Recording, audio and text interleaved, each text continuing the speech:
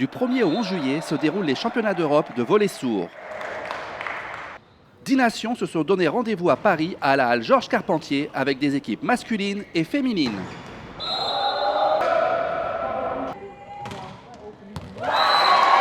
L'occasion pour Michel Herdel, le président du comité d'organisation, de promouvoir ce sport qui peine à recruter des joueurs.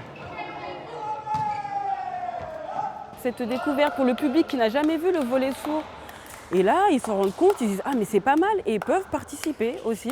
Peut-être que l'année prochaine, ils pourront intégrer des clubs. Mettre en place des sports collectifs, c'est de plus en plus difficile.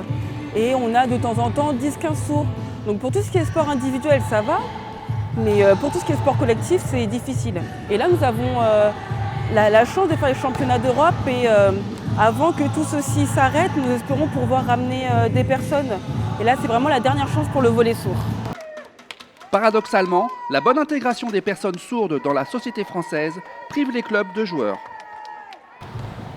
Bon, avant, il y avait énormément de clubs, où il y avait des personnes sourdes dedans. Et petit à petit, ça commence à se réduire. Parce que de plus en plus, dans les écoles, les sourds sont intégrés dans des écoles entendantes. Donc, ce qui fait que c'est difficile de les ramener un peu vers nous. Ici, tout ce qui a été filmé, en tout, il y a eu 35 000 vues sur le match d'hier. Donc, et aussi, depuis 5 jours, on s'est rendu compte qu'il y avait énormément de vues. Donc, on espère vraiment que ces 35 000 vues, dans ces 35 000 vues, il y a des personnes qui vont venir et participer et nous encourager. Des spécificités existent, surtout au niveau de l'arbitrage. S'il y a des sourds, l'arbitre ne pourra pas siffler dans son sifflet. Ce sera le filet. Il va agiter le filet et là, les sourds verront le filet s'agiter et ils sauront qu'il y a quelque chose. Et là, c'est vraiment pour les personnes sourdes.